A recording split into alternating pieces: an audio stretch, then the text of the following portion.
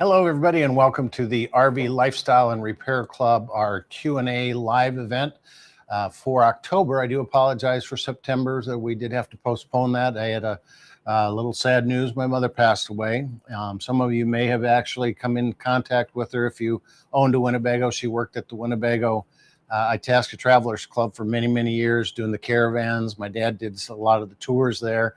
And she was an avid RVer. They went to Alaska. They went to Chesapeake Bay. The most fantastic memories they've ever had in their life and the people they met. That's all what all this RV lifestyle is about. So with that, we're going to do the October version here. We did do some shooting a couple months ago on that Salem again. We got some new products that we ran into that are pretty interesting. And I do see we have a good number of people here that are in. It looks like Thomas might have joined us from the gold section, and Brett as well, maybe. Or no, Brett had the question here. So we've got a couple questions that were posted earlier, and I wanted to bring them in because there's some good content. Brett has a 2021 Cedar Creek Hathaway 34 IK, and one of my slide out inside bottom corners is not flush with the wall when it's fully extended. Otherwise, let's see, where am I at? There's roughly a 3/8 inch gap. The other side is flush. You measured the outside wall of each side of the slide out, and they are both extended the same length. Otherwise, the slide out seals fine when it's retracted all the way around. And I mean broad ends. Can I still adjust the slide out jam nuts to correct this issue? Should I leave it as is? I would say that since you say the jam nuts, you probably have an undercarriage slide that's got the bars with at the very end. There's a couple of little bolts, basically jam nuts that you would call those. And I would try adjusting that a little bit. 3/8 of an inch isn't a lot if it still seals. You said it seals when it's retracted, so brought in all the way, just not on the outside. The other thing I would look at is your sidewall flush as well. I mean, this is something I have seen. Some sidewalls have just a little bit of a flex in the opening of them, and about the only way you can tell is run a laser down and just see if it makes it past underneath all the way, or the slide room, the sidewall is actually out a little bit. But I would try adjusting it, a little bit at a time, see if you can get a little bit more. If it's sealing, you might not have to do anything. But again, 3/8 of an inch is not a whole lot as long as it's sealing. You just don't want it to go anymore. And since it's a 2021, you might want to check with your slide mechanisms. It's probably Lippert, and just see if that's still under warranty. It all depends on when you bought it. Some of them have a 2-3 year warranty. Some of them have a little longer than that. So check with Lippert on that. Go to lci1.com, and then you'll see a contact for that. So the next one is John Ray's brought one in from a while ago, and he says he's got a 2005 Seabreeze, a National RV product built out in Paris, California. My battery disconnect light and my porch light and the 2 lights in the ceiling just behind the driver's and passenger seat all seem to be hooked to the same power circuit and will not come on no matter what I do. So you've got your battery disconnect light and the porch light. So normally the battery disconnect light is not going to be hooked to anything else. I guess, my question is if you have a battery disconnect that's not closing, meaning allowing the battery to power everything else, do you have anything else in the rig that works? Because usually I don't see that battery disconnect being hooked to any of those. It's disconnecting from the battery to the distribution center. So what you have in yours, and let me grab my sample.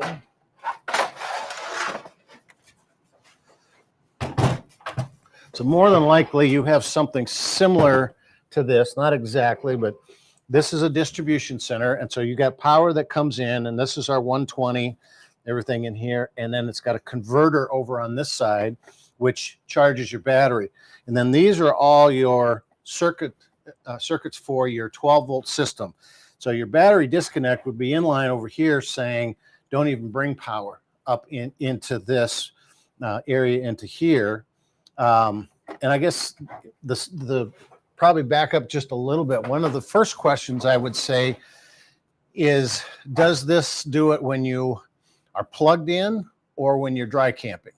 So when you're plugged in, this should be giving you 13.2 volts all the time consistently to power these things up here. So you really don't even need a battery. So the battery disconnect probably wouldn't even bypass it. It all depends. I don't remember exactly how National RV wired those. I guess I didn't get too much into that at the time. So the next thing I would look at then is if you have, you basically just need to get a multimeter or a 12 volt light meter and go in and find out, where is my power for those components? And again, I question that all of those are on the same circuit. You may even have a cracked board in this where you've got some of the stuff is working, and so find out if you got power coming to these, and then also I would suspect you don't have power going to, and this is 12 volt power going to those sockets, but it's I've learned to never say never or always say always when it comes to RVs, because there are so many little gremlins that you can find. Is it possible that all those lights are burnt out?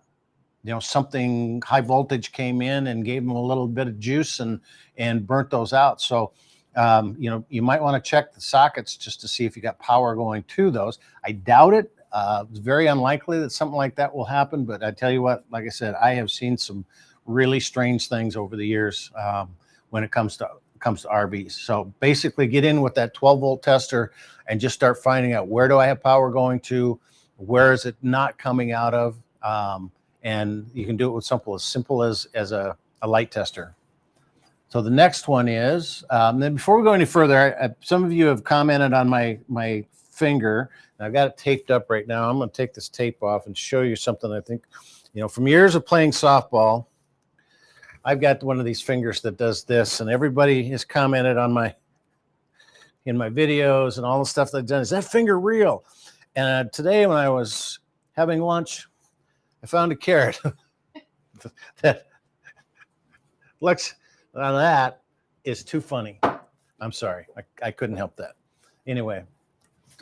And I also have to tell you too, you might notice I have a little bit of a Band-Aid on my nose today. Not a little bit of a Band-Aid, but I would like to say I was running into a burning building to save a puppy. But what happened in reality is I was taking 2 bags of salt down the basement, and my leg buckled a little bit, and I stepped on the salt bags and did a head dive.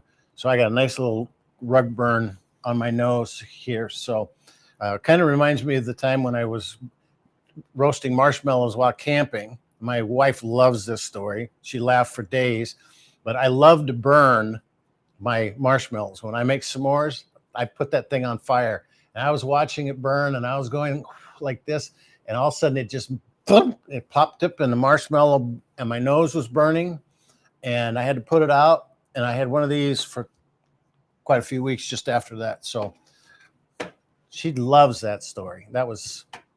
It was funny afterwards. All right, so we're gonna get back to questions here. Seabreeze, my battery just same power circuit. Now, come on, I just did that one. So Pam says, I have a 22-foot Class C Geneva RV, and I've been told the tire pressure monitor system is a good thing to have. What should I look for in a system? How often do the tire stem pieces need to be replaced? Pam, I am a big fan of TST Systems. I have one right here. I'm going to grab it. I believe this is a partial of it. So there's a couple different ones. And the reason I like TST Systems is I was given a set of these at the California RV show, and I ran a company called Easy Wash for 10 years. We had 3 trucks and trailers traveling around the country, and I put a set of these on a trailer, and we put over 200,000 miles, and they lasted. They were very, very accurate, and very happy with them. There's 2 different models that you can get. One is called a pass-through model. So you just screw this onto the valve stem. You've got a small little Allen wrench, right, or Allen screw that you tighten up so nobody can steal these. And then if you do need pressure, you can, they call it pass-through. So you can fill that up. Now the cheaper version, you don't have this, so you have to take the thing off and fill it through the valve stems. You know, the thing I would look for is, first of all, you know, you want a good set that has good reviews, good reliability. Do some research on the forums. Like I say, I have put over 200,000 miles on these, and I think they're the best on the market. The other thing is that you can add more to these. Now, one of the things you're going to find, you got a Class C Geneva, and the thing that you cannot do with these, if you're towing a car behind you, is that you can't set these up with the same frequency as your car. So what a lot of people do, and we see this a lot in the trucks and trailers, I get somebody says, well, can I have the same tire monitors that are in my truck on my trailer? Cars and trucks have a dedicated frequency that nobody else can use. So no trailers, no aftermarket, no matter who it is, can get the same as you have. So what a lot of people will do is they will put these on either the truck or the towed vehicle. So let's say you're towing something behind your Geneva and you want all those tires on one receiver like this, then you put 4 on your tow truck. Even though you got them on there already, you put 4 on there, then you can see everything right from inside your car. The other thing I look at is I want to make sure that it has enough, what's called a booster on this. And this one, not that, I think I left the booster. There it is right there. So this is just a booster. Now you wouldn't need this on yours. You might want to have it for the car if you're towing a car behind. But the idea is that if I have a fifth wheel that's 45 feet long, and then I'm bringing my receiver up to the front, I like this booster just to help boost that signal. You know, you'll find that the times that you get into areas where you've got a speed camera, you got cell phone towers, you know, there's a lot of interference out there with that. So look for a booster if you're going to be towing behind it. But I like TST Systems. I think they're the best out in the market, and I've had great success with them. So Joy says, we have a Keystone 2003 Montana, and on one of the basement storage doors, the rivet holding the hinge to the RV sidewall also has come out, and there is wood rot, I believe, in the area where I need to reattach the hinge to the sidewall above. What's the best way to make that basement storage door functional again? The hinges are at the top of the door. So a lot of times, and I'm not quite familiar with that, but usually what happens in there is you've got kind of, it sounds like a wood framework is around that wood has rotted in there. What I would recommend is try to go in and if you can put a new piece of wood in there and then sandwich it, meaning you go through, put a plate on the inside, and so it's not going just into that wood, because, you know, if you put a new piece of wood in there, it's going to be loose. So you put that wood in there, get a U-channel underneath it to help secure it, but then put about 4 or 5 of these sandwich brackets. And all it is a plate on the inside that you go through with a all thread or a bolt. And so you've got washer on the outside holding it, and that sandwiching goes in, and that should hold it in. It's kind of hard to describe without seeing it, but I think if you kind of look at some method like that, we have not done that in any videos, so I don't have a sample of that anywhere. But if you could send us some pictures at some point in time, I'll give a little better idea of what we're looking at. Mark says, I have a 2013 Voltage 3200. I went camping a couple weeks ago, and the hot water smelled of sulfur. Could it be the anode rod is stinking it up? It could be a lot of different things. We do have a unit up here that I'll show you what the anode rod looks like. I don't necessarily need to bring the whole unit down here. I just knocked my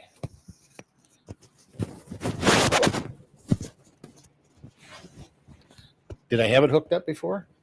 Okay. I just knocked it off. Sorry about that. We paused for technical difficulties. All right. At least I didn't go head first down into the, that would have been fun. I don't have any more Band-Aids with me.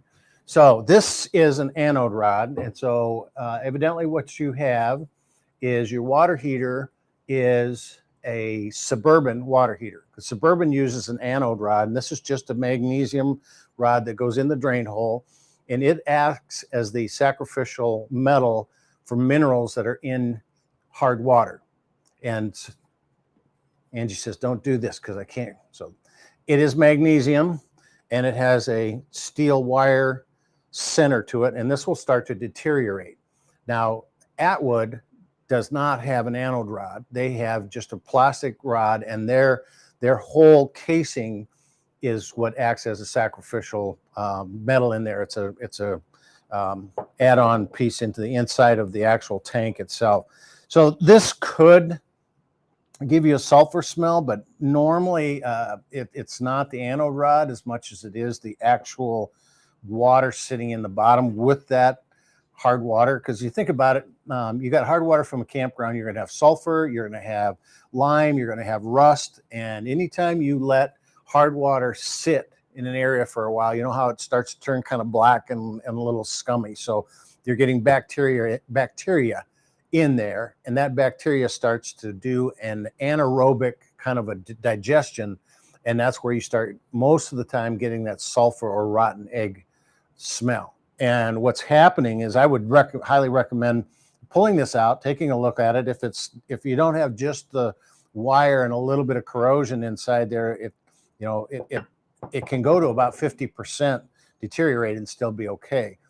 But what happens is every time you drain your water heater, you still have about 1.5 inches to 2 inches of water sitting in the bottom of that, because the drain hole is not on the very bottom of that. So everybody drains their water heater. They think I'm fine. You got all this calcium, this rust, this lime sitting in there. It turns into bacteria. So what I recommend is that anytime you drain that tank, then you flush your water heater out, and then make just a flush wand.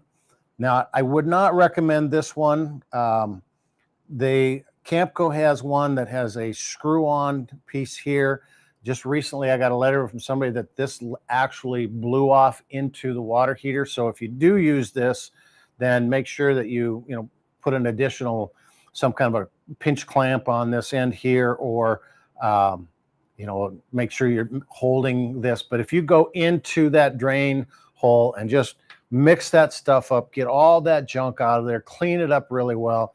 I'm a big fan of bleach in disinfecting and getting tastes out. If you don't want to use bleach, you can use a product. You can use vinegar. There's other stuff out there like that, but this is just a freshwater tank sanitizer. And so you could run that through your freshwater system and through your water tank, your water heater tank. Then the other thing, if you want to get everything out of there completely, I have done this in, I think the Thor that we had, because we had a pretty similar issue with that, is that I just got a small 1/4 inch, and I believe, do I have it here?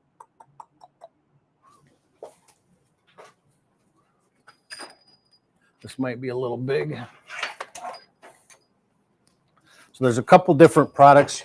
You could use a pump like this with a smaller. I don't know if this will fit in to your drain valve. It probably should. I think it's.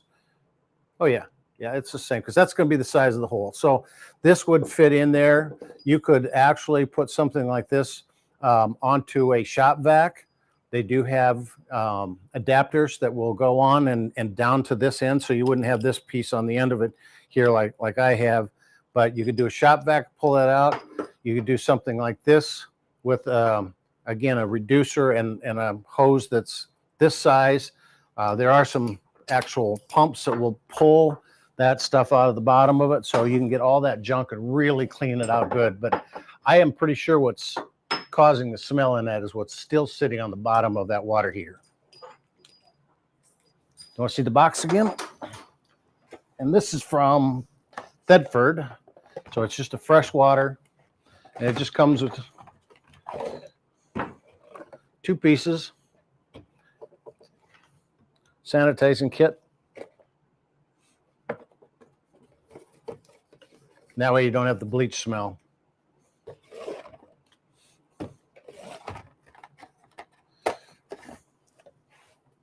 Ouch. All right.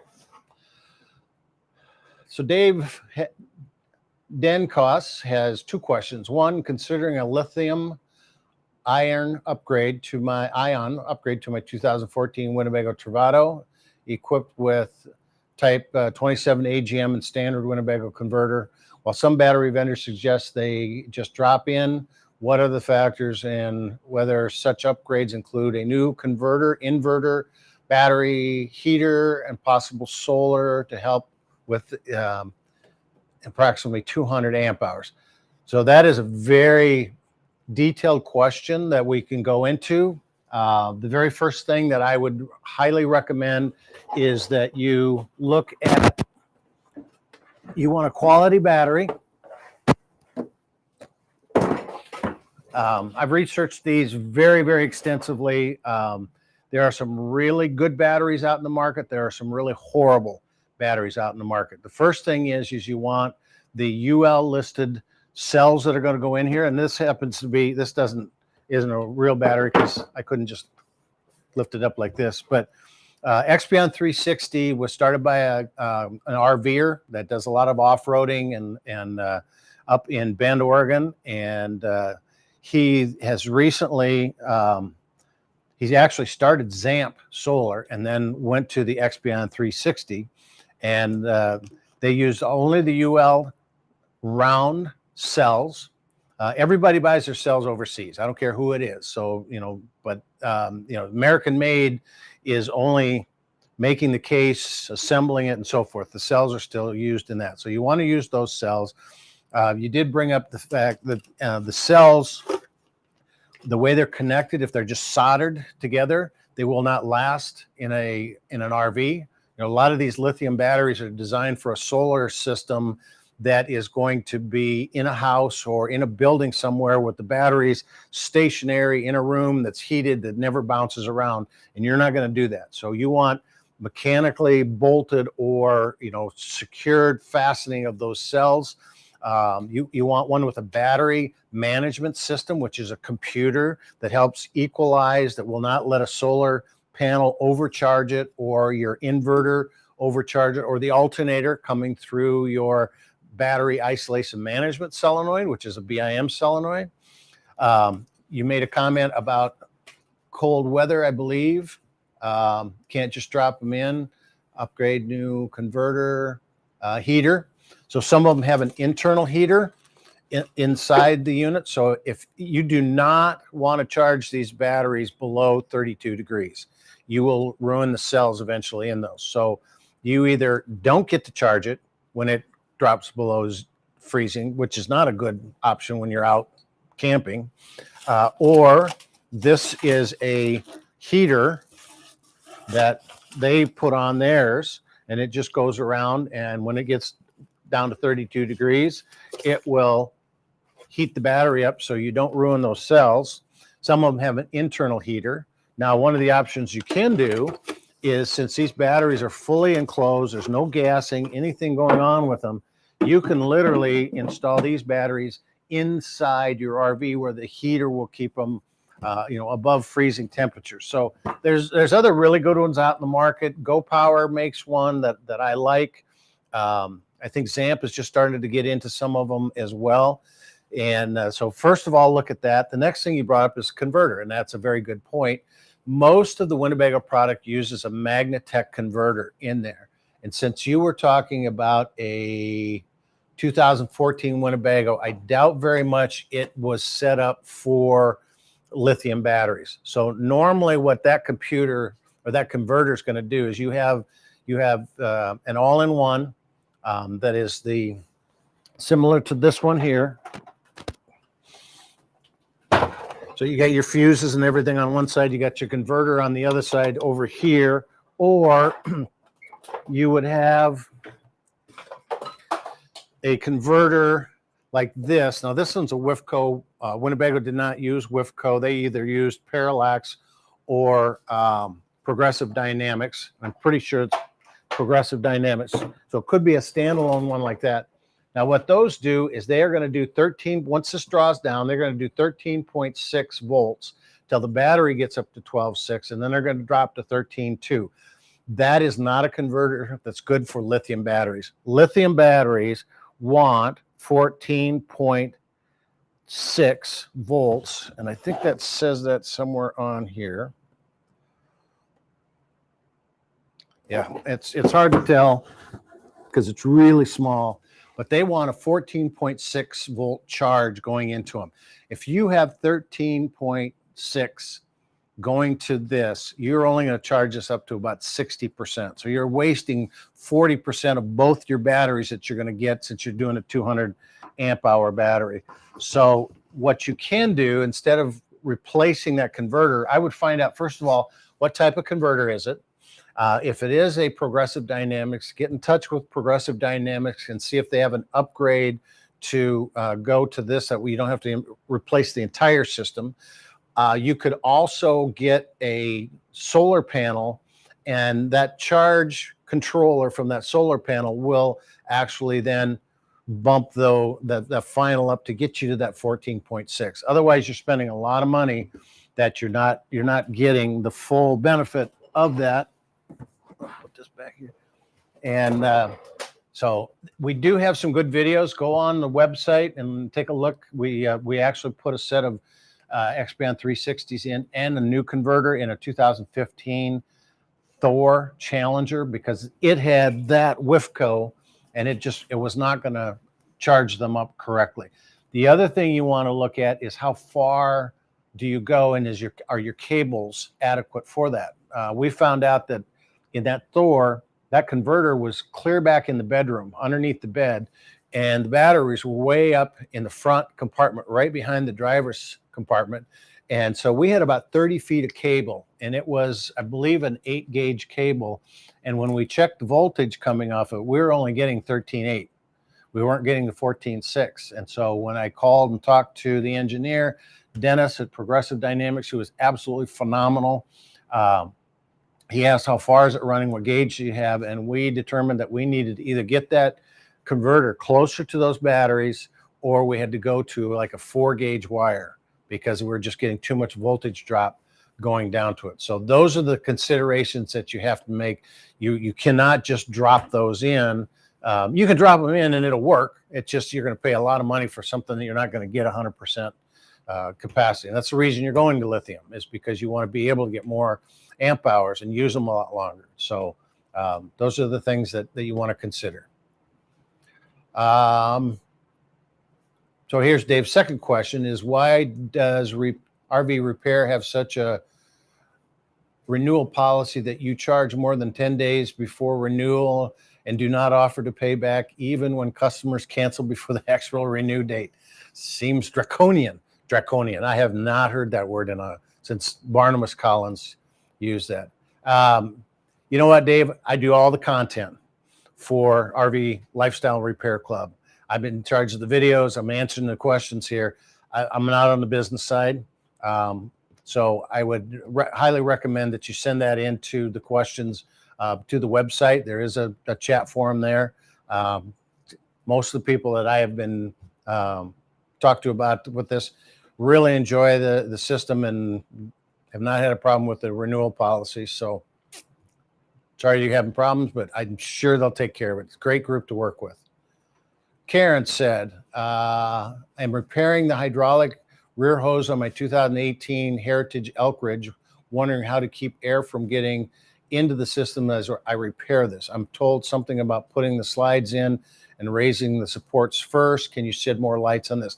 So when you're disconnecting the hoses, you're always going to get some air in. I haven't found a way yet to not get a little bit, but to minimize it, what you want to do is you want to take the pressure out of the areas that you're repairing. So like you're saying, if you are are doing the hydraulic rear hose, which I'm assuming is for jacks, then you definitely want to make sure that the slides are in and the supports, the leveling jacks are up, because then you don't have that pressure in that system.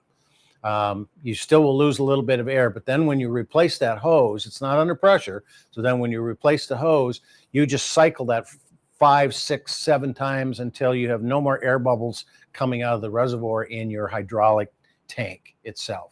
So, yeah. Joy says, regarding the charges and the refunds, I can sympathize. So again, I'm not going to get into the business side of it, because frankly, I don't know anything about that side of it. I just know the video side and the content side. And Michael says, I have a 2015 Vista 27N. I need to replace the water heater. I can't find the access panel to the back, so I can disconnect the plumbing and the electrical. So what I would recommend, Michael, is that you go to Winnebago.com, go to their owner resources tab up in the upper right-hand corner, and go down and find their either 3D or their plumbing guides. Nobody in the industry has the documentation that Winnebago has. It is absolutely phenomenal.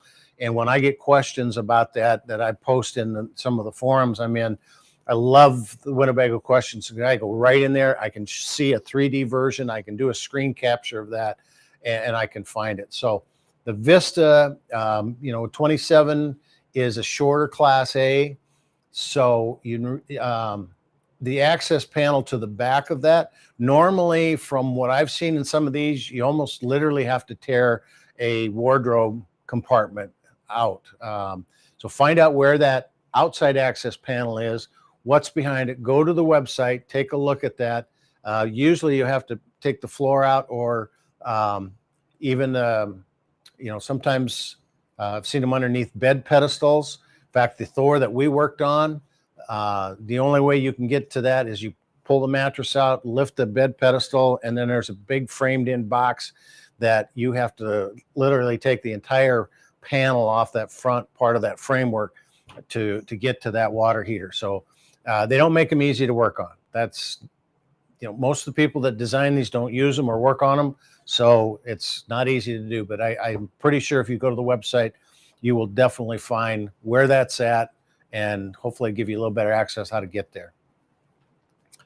Art has a 2016 Mallard 34 rear slide. Rear slide has no power to the switch, have blown fuse lights on at converter, swapped out fuse with same results, have power going through auto type fuses. I have a Heartland Mallard 34 okay, 34 that have no power to the switch, have blown fuses. It looks like you got the same question twice.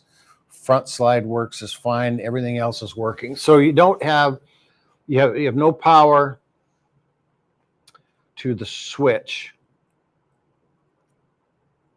Blown the fuse lights on the converter, swapped out the fuse with the same results. So somewhere, I would imagine that you've got either an open circuit in one of the wires going to that, or you've got one of the wires actually going to ground if it's blowing that fuse. And a lot of times there's more than one fuse. So you place one fuse and it doesn't work, don't give up. Look on the panel, follow the wires. I doubt very much on a 2016 Mallard you're going to get a wiring diagram. They're nothing like Winnebago. And I don't mean to do Winnebago commercial, but I wish more companies would put the effort into it. But without being able to look at, that's one of those gremlins that's really hard to work your way through, but you're just going to have to find the wiring that comes from the initial fuse at the circuit breaker or distribution panel, where that fuse is at, and just follow them. I'm sorry I can't be more helpful with that. That's one of those tough ones that if you're not there to literally dig into it, it's hard to envision, because everybody does it different. Everybody wires differently. There is no consistency in it. So it's not something you can say, and I have not worked on enough of the Mallards. In fact, I've worked on none. So I'm sorry I can't help you with that. So let me scroll back up here because I know we've got our downloads. Need help winterizing RV? Watch our 7 videos on RV winterizing made easy. And normally we have a download. So if Katie can give me the link to that, you guys could take a look at it and see what that is. I think the download is the YouTube video of me trying to carry salt down the basement. And I kept waiting for the judges to give me my scores but my splash was way too high. So I'm pretty sure I got 2s and 3s, and my Olympic dreams are shattered. Welcome everybody. We are just going live, sending your questions. Joy, thank you for the sympathies on my mother. What are the best materials for skirting a trailer in the park? Coming from Taylor. So there's a couple, and what he's talking about is underneath your rig, if you're going to be at a park for quite a long time and you're going to have some cold weather, or you just don't want the stuff blowing in underneath, there are a couple products you can get. There's several out there. I think Campco makes a skirting that literally snaps all the way around. So you just put the small little snaps. You can do Velcro in that. It's something you could make if you had a local upholstery shop or seamstress that would just take some of the we used to call it fake vinyl naugahyde that we would fix cars up with.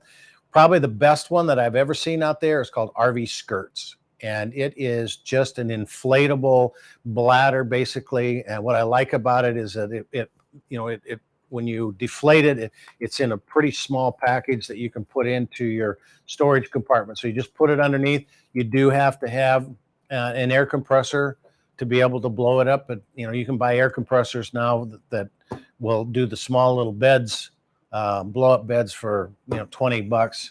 So that's not as much of an issue. But the RV Skirts is one of the best that I've seen, and you can get them in a variety of different configurations, sizes, and so they will blow up and literally cover everything underneath the bottom of it.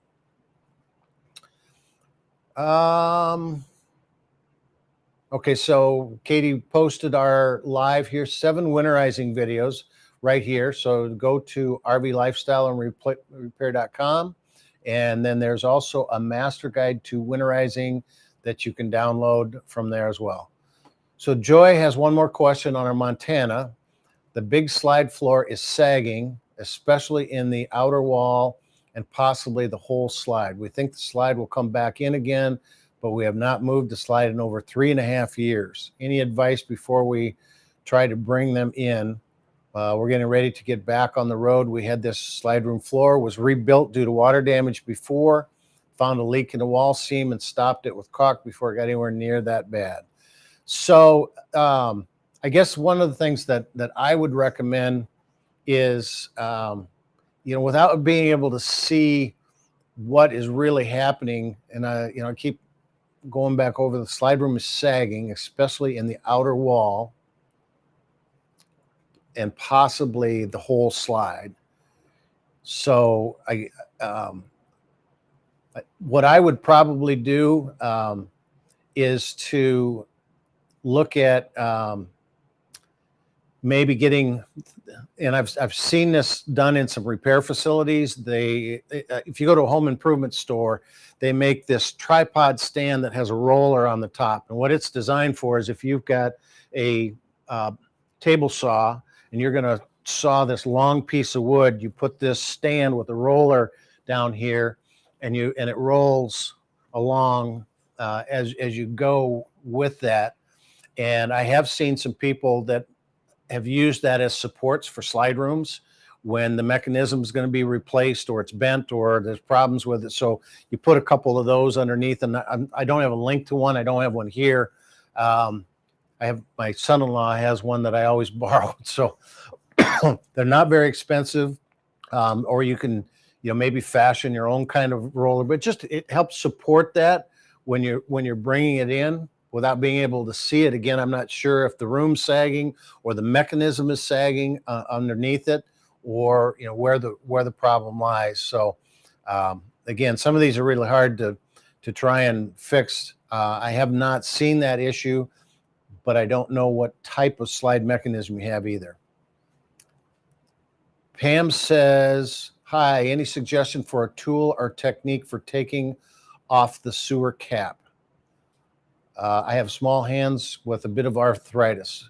So when you're talking about the bayonet on the sewer. So when you have the valves to dump the sewer, there's a bayonet. I would look at, I believe it is Norcold and Thetford have a automatic one that will open and close for you, so you don't need to have that cap on the outside of it. I have seen some that have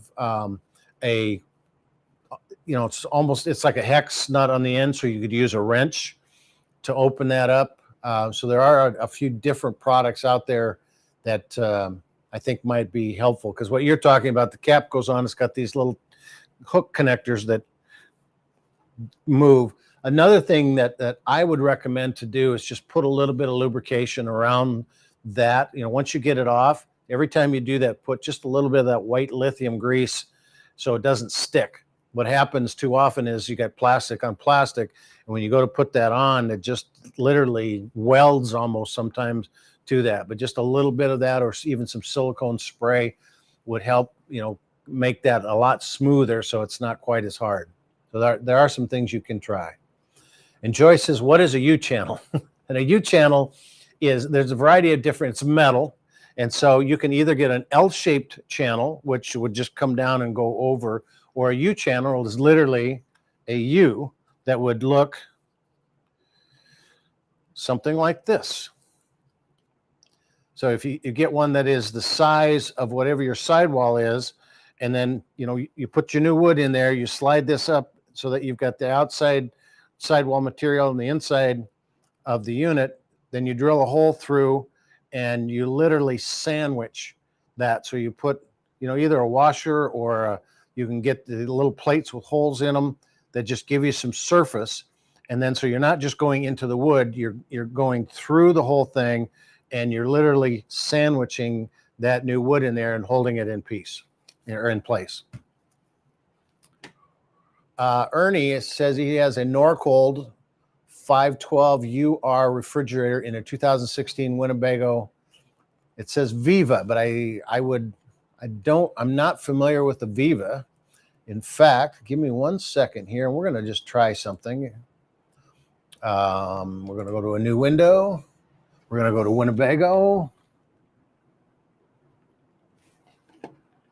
Hopefully, WINNE, Winnebago.com. And we are going to go to Owners, Resources. And we're going to look at and he said it was a 2016 Winnebago Viva. 2016, I go to there and I see Winnebago has a Mini Winnie, Fuse, a View, a Trend, an Aspect, a Brave, a Sightseer, a Vista LX, a Via, VIA, Forza, Journey, Tour, Grand Tour. And so on the Itasca side, there you go. You have a Itasca Viva, which is a 600. So I remember I said I'd never say never when it comes to Winnebago. So my apologies. Ernie, you do have a Viva. That's a 23. That a cooling unit again. I want to replace the fridge, but cannot find a replacement that fits 42 and 5/8 inch height is the main problem. Hard to find a cooling unit. Any way to find a replacement for that model, same physical size, or convert it to DC compressor type? So there is, I would say, if you took that same Norcold N312 RU, so you've got a cooling unit problem. Most likely it is an absorption refrigerator that has LP or 120 volt power to heat that cooling solution. The cooling unit probably got blocked because you were running it out of level, It's a common problem that you bring it to the house, you put it in the driveway, you fire it up to get everything cold and load it up for a couple days, and it's out of level, 3 degrees side to side, 6 degrees front to back, so that fluid can't make it back, and it pools, it hardens, it flakes, and eventually the cooling unit's bad. They make a 12-volt replacement cooling unit that you can get. I cannot remember the name of the company, but if you do 12-volt compressor cooling unit replacement, I am sure you'll find it. Or send in a question into our social media stuff, and our technicians will find it, and I will find it. I came across it writing for a couple columns for it, and I know they're out there, and you can put it in your existing refrigerator. You pull the old cooling unit off, it's about half the size of it, so it is something you can do. Otherwise, I would recommend Norcold makes a 12-volt compressor-driven refrigerator. RecPro makes one as well. Lippert makes one. So there's a lot more coming into the industry that you should be able to find something with that height. And I personally like converting to a DC compressor type with a Danfoss compressor is a good idea. Joe says, for RV skirting, if you live near an Amish or Mennonite community with a canvas shop, you probably can get them to make you custom skirting for your rig for a lot less money than the commercial ones. That's right. If you can find somebody that does a little bit of that, sometimes you find, if you're close to places that do canopies or sail shops, that type of stuff. So, Joy says, thank you for the great suggestion on the basement door and the slide room support and the U channel. So we learned something. So just get a little creative. And Pam says, I have the same problem. I found a tool with a handle and an adjustable band to use to twist the cap off. I bought it at Camping World. And so that's a great idea. When Pam was talking about that bayonet cap that goes on there, I guess one of the things that I completely forgot, and I'm glad, Diana, that you brought this up. They make an oil wrench that is pretty much just a strap that, an oil filter wrench. And I think you can find it at Camping World. I'm pretty sure you can find the same kind of thing at Harbor Freight or any automotive stores, where it's a handle with an adjustable strap that you pull through, and then you squeeze the handle, and it gives you a ratchet that you can, just kind of like the old-fashioned oil filter wrenches. So we are at 4:50. We got a few minutes left, and we have run out of questions here. So what I would like to do is to show you a couple products that we featured here just recently in our gold event. A lot of people that store their unit, they get condensation in it, and a lot of people use the damp rid. I came across this product. It's called H2 Out, and they are making another version. This is kind of going more towards the marine and to gun safes. They're very big in gun safes, but I used this last year in that 2015 Thor Challenger, and it's just a series of those silica beads in the inside of it. And they absorb moisture. You see them in pill bottles, you see them in shoes, you see them in electronics, and it's renewable. So you can get different sizes. This happens to be real small for the small gun safes, tackle boxes, that kind of stuff, keeps moisture out of those. A little bit bigger unit here will do up to, this is a SD303. So this will do up to 300 cubic feet. And then this one only does about, 50 cubic feet. It's the 25 cubic feet. And this one will do up to 600 cubic feet, and they have a 900. What I like about these is that they're renewable. So every 30 days, I take this out, put it in an oven at 350 degrees. I let it go for about 2 hours in that oven, or excuse me, about an hour in that oven. It dries those beads out. I can put it back in. So it's a great product for condensation in not only your RV, but other stuff around your house. And then we just got a sample of this, and this is called Car Generator.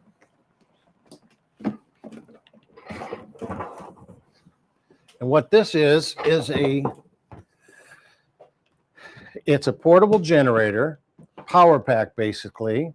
And what you do with this is, see underneath here, we've got jumper cables. So I use my car, my engine alternator, my starter. If I want to charge my batteries, if I want to charge anything 120 volt, this comes in 1,000 watt, 2,000 watt, and 3,000 watt. So I can literally run a furnace in my house using this. And so what this will do is you put this onto your battery on your unit, on your truck. We just finished doing a video on that that is posted to the site. Inside here, then you'll notice you've got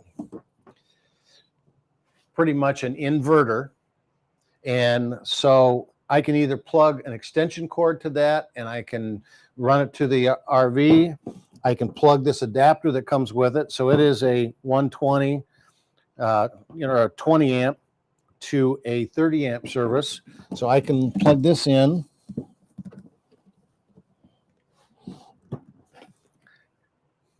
I hook this up. It's got a nice little hook on the backside, so I can open my hood of my truck, my car.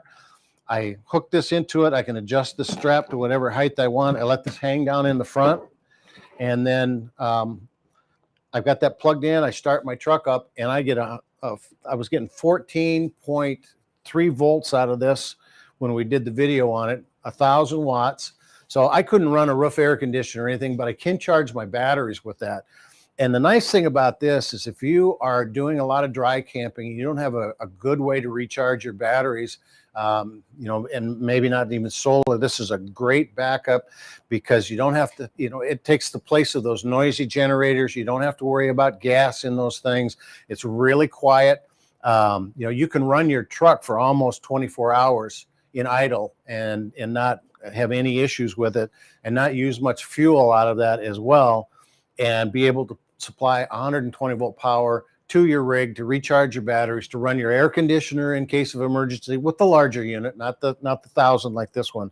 But it's also adaptable for other applications like your house. Power goes out, you can run the furnace. You can even get a switch over for this to temporarily run your furnace in a house, or heaters or whatever. So and it's just amazing how quiet once you put the hood down, and you got nice power with quiet in a campground, especially some places you can't run your generator after 10 o'clock. You could still run something like this. So we're going to have this on an affiliate program, but if you go to cargenerator.com right now, you will see that there, and look for it coming through our affiliate program as well.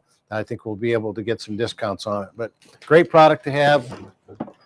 Check out the video we just did and posted online with that. And so I think, do we have any other? Okay, we did have a couple questions coming in here. Skirting, if you need a winterizer.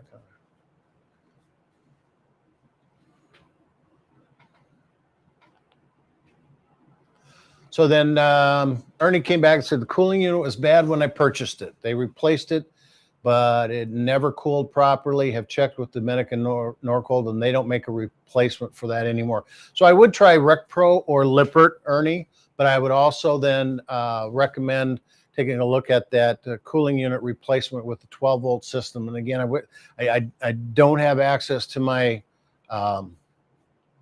whoops, you know what? I did not.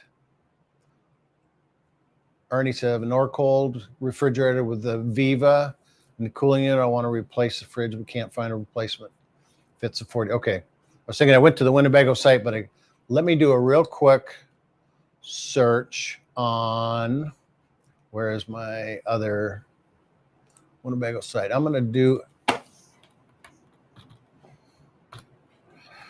okay.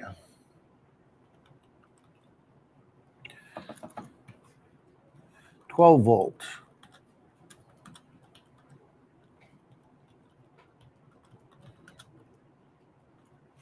Cooling unit replacement. See if I recognize the name.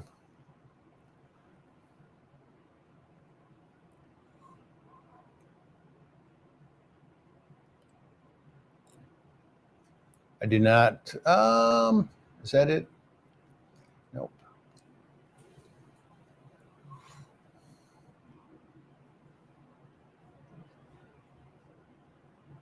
No, I don't see it right now. But again, if you do a Google search on that, you will find quite a few different replacement. Here's RV parts, cooling unit for that one.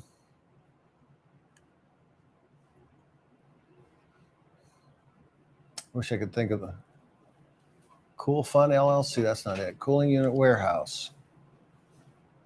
All right. Well, I guess we can sit and watch me Google search all night. But anyway, look at that. Write in. I will go back and find the article I wrote on it, and see if I even had some pictures that were done with it. So if easily replace. So with that, we're just about out of time. I don't see any other questions that have come in.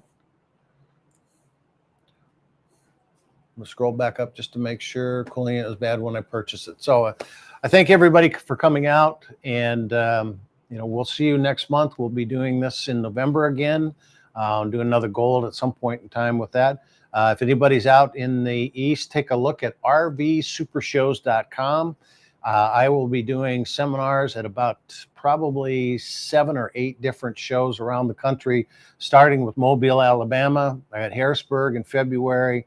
We're going to actually be doing a rally in May in Springfield, Missouri. So if anybody's in some of those areas, rvsupershows.com, and take a look at the shows that have activities. They've got a lot of shows that overlap, so I'm not doing every single one of them, but I'm doing at least 7 of them for those. And so hopefully we'll see some of you guys out there.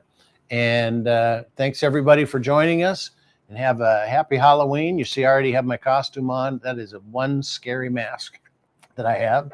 And we will see you next month. Thank you. Yeah, that